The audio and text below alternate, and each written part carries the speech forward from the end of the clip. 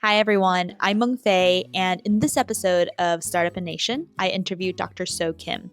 She is the executive director of Stanford University's Food Design Lab. And this organization is focused on promoting food innovation within the startup ecosystem here in Silicon Valley. Now, when we think of innovation, food is probably not the first thing that comes to mind.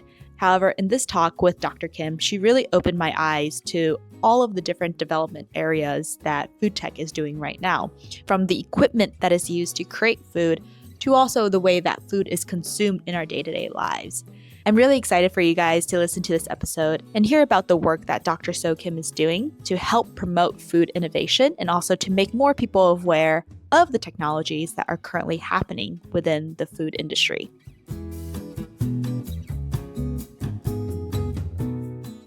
Hello, Soh.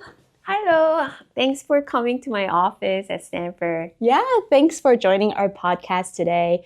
So you have a very interesting background with being a food innovator, and I'd love to hear a little bit about who you are and how you got into food innovation, because I know you started off in mechanical engineering, actually. Yeah, okay. So actually, I had very interesting career in now it's like almost a 30th, like very long career now. So I've been actually playing a violin for a long time. So I actually went to like music school throughout my K-12 education. And at undergrad, I actually studied psychology. And then I got so interested in technology. So I started my career as a systems engineer at Cisco Systems.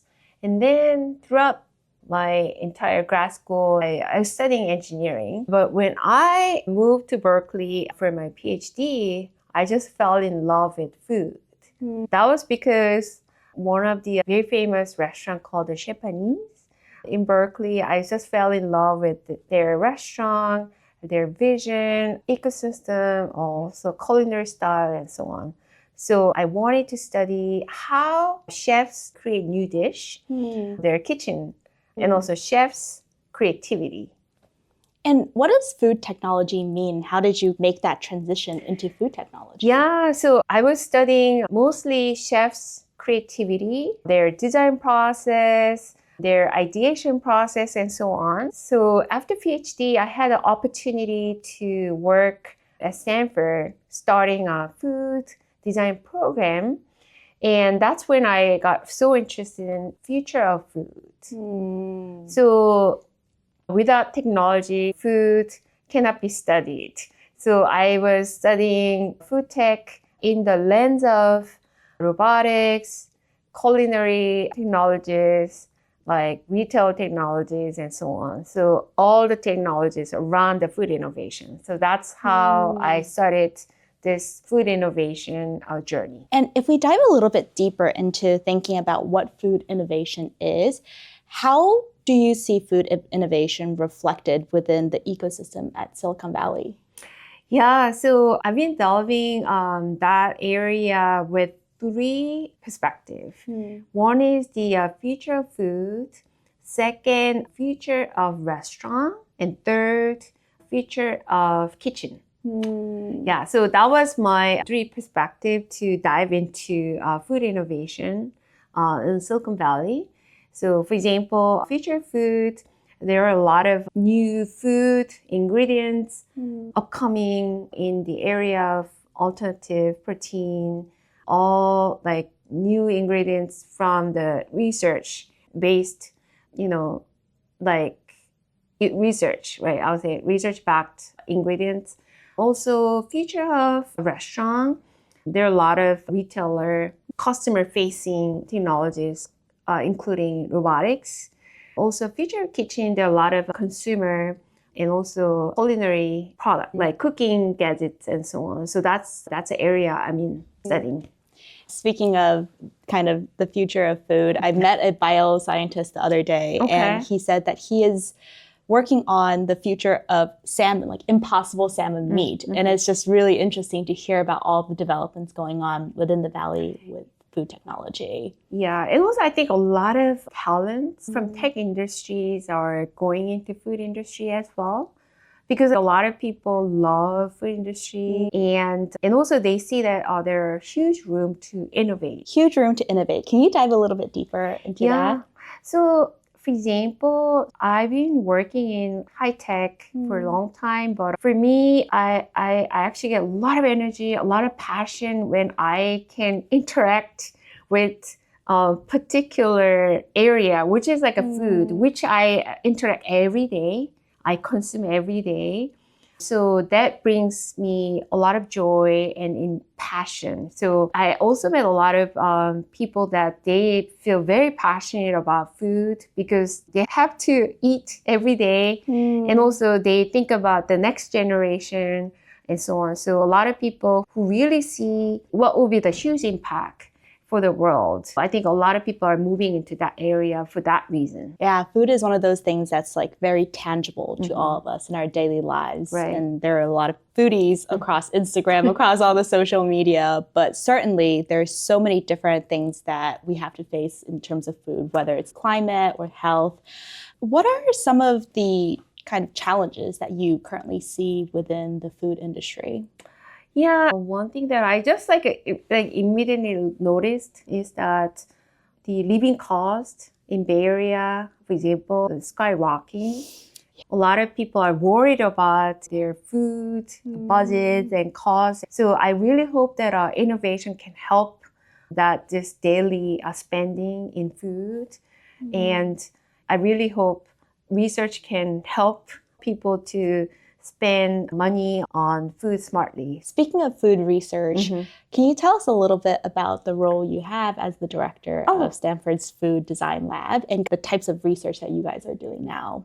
So my particular interest is currently in the consumer space. So I've been helping a lot of consumer founders how to start their food startups, also beauty startups lately, in terms of understanding user, also creating user persona, understanding the user needs.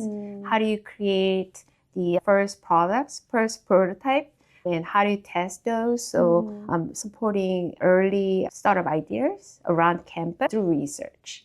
And we have a class called Consumer Products Accelerator, where we support student founders who want to be in this space so that we can support their founder journey in this consumer space. What are some of the interesting research that's coming out of these accelerators or these classes in the Food Design Lab? Yeah, lately we've been diving into young consumer research, like Generation Z, also Alpha. So understanding their young consumer needs so that we are trying to analyze their behavior. How do they understand the products and also what kind of lifestyle they have, where they spend their energy and time and also money so that we can gather all this trend and supply this knowledge to consumer founders. Just out of my pure curiosity, what are the trends within Gen Z and the Alpha generations, and how are they different in their consumer behavior and food behavior compared to other generations? Yeah, so it sounds very old for me, but I spend a lot of time on shopping on Amazon. But young generations, I'm actually learning that they don't trust traditional retailers. A lot of traditional retail channels, they lost trust with these young generations. So they really follow social media like Instagram and so on. And they really look for their role models, how they live their lives, what kind of products they use, what kind of lifestyle they have. So it's very human-centered spending they have. So that's what we've been noticing. And also, they really spend a lot of time on self-care. I guess this is, I think, post-COVID symptoms, phenomena we see. They really spend their time on themselves and try to invest on them. So there are a lot of self-care products upcoming, and I think that's big trend going on. Within the Food Design Lab at Stanford, what type of partnerships are there, and how do you support the students through these different types of accelerator classes? Yeah.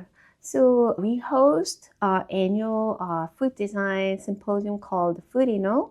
So I started that annual symposium back in 2016. So it's almost getting 10th year anniversary. And through that, I've been gathering the diverse talents from chefs, food startup, food entrepreneurs, food researchers, and so on. So we can actually have a bold conversations what the future of food will be. So that has been going on, and that actually creates a great ecosystem within this food innovator community.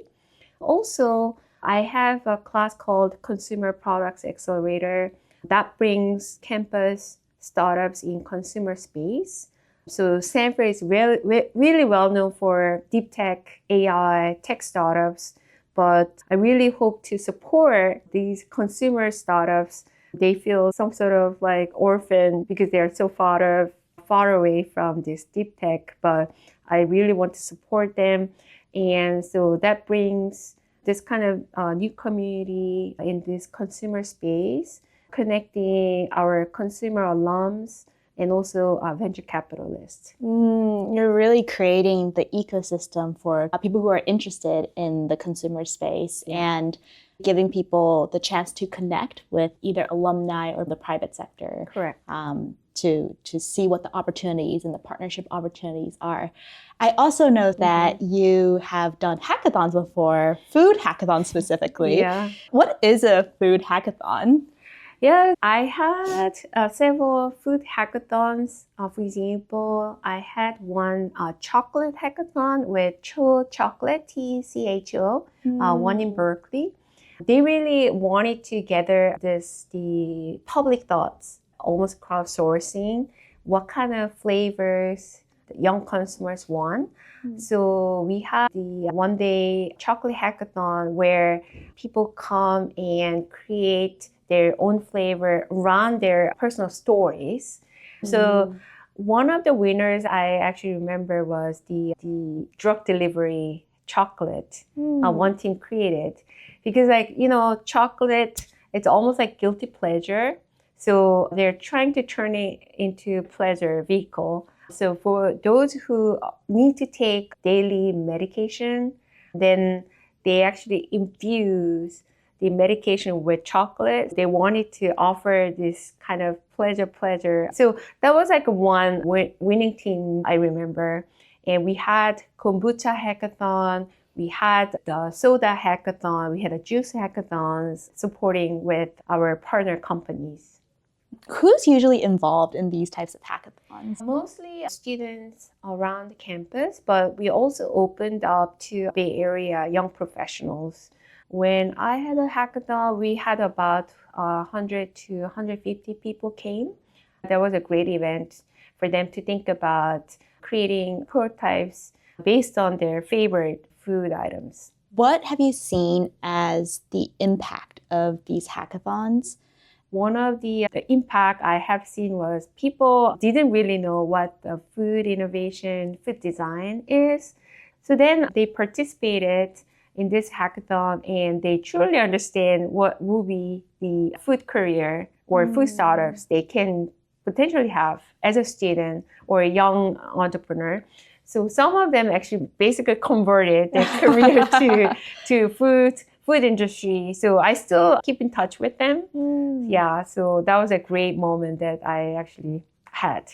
It's almost like these hackathons are creating exposure for the food industry and food innovation, because a lot of people probably, I didn't know about it until I met you, and understood that there is a food innovation area as well. Yeah, I think that's because we really don't have teaching or classes around the food design or food innovation. Because even my class, it's a part of engineering, but then a lot of schools offer food classes through nutrition and health. So the angle can be very limited, but I love to offer this food design or food innovation through the lens of product design so that they can understand this can be a startup or it can be a product design, not just nutrition. Because you come from a mechanical engineering and design background, I think it's interesting that we kind of pair food innovation with engineering and design. Can you talk a little bit more about the intersection between these areas? That's a great question. So I think it was very fortunate to be at Stanford Design program because Stanford Design was under mechanical engineering. So mechanical engineering has an engineering design, but then the design program is pretty broad. So our design program covers from like car, city design, general product, healthcare, medical product design, and so on. So food is one of them. And also I wanted to bring that the food to the engineering and also innovation and also health so that it covers multiple areas because I truly believe that food is very interdisciplinary, not just taught by nutrition and health. It brings a lot of people's creativity, how to eat, how to consume food, also how to interact with human being through food because a lot of things happen over food as well. So I think the food is very, very primary object in our human lives and also lifestyle. So I think you are a master in interdisciplinary studies. And when we sometimes go deep into the Silicon Valley ecosystem, we get focused on particular disciplines. How can people foster more interdisciplinary thinking as they go about their journeys in the startup world or beyond? I think in Silicon Valley, there are a lot of people who are already very interdisciplinary, but then I think it's almost like a mindset that a lot of problems are pretty similar. If you have a one strong discipline and you can actually apply that academic training to the other areas. So for me, I started my career as a musician, learning one particular subject matter very deeply. And I was able to that learning and knowledge and also I think discipline to other area with very similar manner. So I think it's a mindset of being brave and also bold. I think that really helps. And you've made some very bold moves within your career as well. I hope so. It seems like you've really taken advantage of each of the different disciplines that you've learned along the way to combine to what you are doing now. Yeah, I think it's also like if you keep having curiosity and curious mindset, I think that really helps. Taking a transition to the Korean beauty and consumer food space, I know you're also pretty deeply involved in that. Can you talk a little bit about the work you're doing there? Yeah, so I've been supporting Asian consumer founders. Being a Korean, I had a lot of opportunity to support Korean and Asian founders. I think they come up with a lot of modern design, modern mindset, which could appeal the young consumers in the United States. And also, I really truly believe that world is becoming one now through the media. A lot of Korean kids, for example, they grew up watching YouTube and Netflix, same contents with US kids as well. So a lot of people have very similar social media experience. So for me, it's almost getting, no matter where you are, but having similar lifestyle. And I think that really appeals Korean founders. They're coming to United States as well. And also, I also see American founders are going to Asian market a lot too. So I think I'm just trying to help each other and bridge each other because I think world is becoming very similar and also connected. As you're mentoring these American and Korean founders, what are some of the topics that you often touch on with these founders?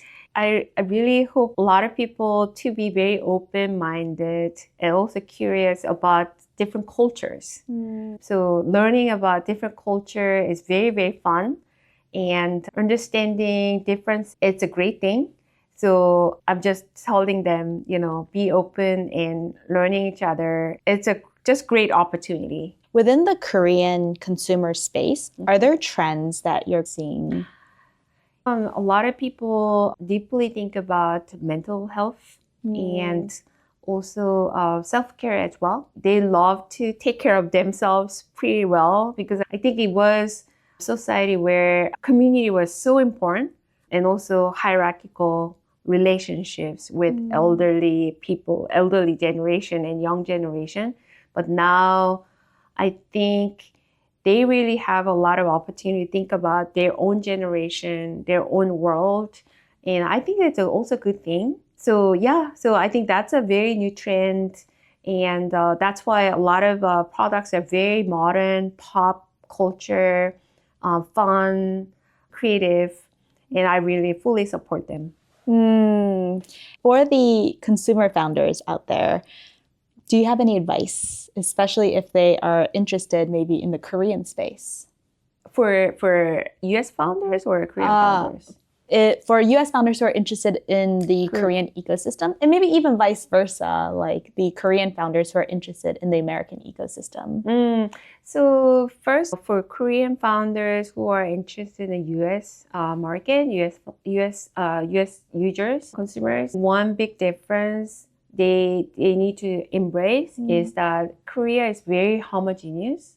A lot of people come up with the product idea that's assuming the user persona is very similar, very limited.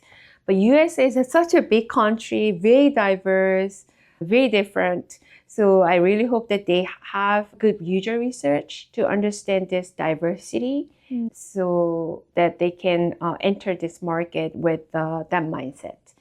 For US founders who are interested in the Korean market, the Korean society is sometimes it's hard to understand unless you become a really true friends. Because like Korean people, sometimes they don't really talk out loud. So it really takes time to understand the Korean consumers. So be mindful to take time to understand them. Sometimes it's not easy to interview some users. Really takes time to become friends, to understand their deeper needs. I think you really highlight the importance of understanding the culture. And so if people are interested in entering the Korean ecosystem, then understanding the culture. And also Koreans who are interested in entering the American ecosystem, really understanding that the US market is not a homogenous market. And it's very different from the Korean market. Yeah. For people who might be interested in getting involved with the Food Design Lab, what are ways for them to get involved in this space? Yeah, so I think the best way is to participate our upcoming events. For example, we have a food and consumer events at Stanford Farm in May this year. We have several events we are planning. Check our website. SCIDR.stanford.edu. We post campus events and it's usually open to public. So please do come and say hello to our team. We have a lot of community gatherings as well as ad hoc supporting consumer founders. And we'll definitely link the different resources down in the description as well. All right, Dr. Kim, any other thing you'd like to share with the audience in terms of food innovation and also the consumer spaces? We really support consumer founders. So if you want to work with us, you can bring your products so that we can potentially do user research as well as a collaboration. Also, you can also mentor our student consumer founders as well. So we are definitely looking for a lot of collaboration and a lot of inputs and feedback from you guys. So feel free to reach out. Awesome. Thank you so much for joining us today, Soh. Thank you so much. I hope you guys enjoyed that episode with Dr. Soh Kim. I did want to come in and talk about the sunscreen that she kindly gave me after our podcast session together. This is actually a sunscreen by the Korean brand Milixir. And one of the things that Soh is doing with her students at the Food Design Lab is helping this brand understand how do you appeal to the American and US consumers? Because like we mentioned in the podcast, the US market is a very diverse market, very different from the Korean market that's a lot more homogenous.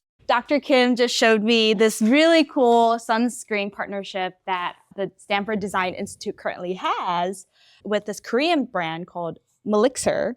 Can you tell us a little bit about this partnership? Yeah, we're doing this as a case study. It shows cultural understanding is very critical. For example, a lot of user persona created by K-beauty brands. They have very beautiful Korean model and their skins are so pure and white and glowing.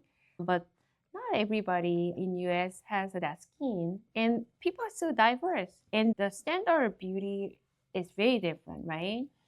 US is such a big country. So when they come up with their new products, they really need to understand how diverse the user group could be. So that's an extra effort they have to put it on. So her students are actually working to figure out how to use marketing language that actually makes sense within the American beauty ecosystem, right? For example, Sika is a term that is commonly used within the Korean beauty products. It's actually like a plant that helps to calm your skin and soothe the redness. However, most Americans don't really understand what Sika is. And so when these items are brought to the US, the marketing and understanding of culture is incredibly important. And it's really cool to hear the work that Soh is doing with her students to help these products better assimilate into the American culture.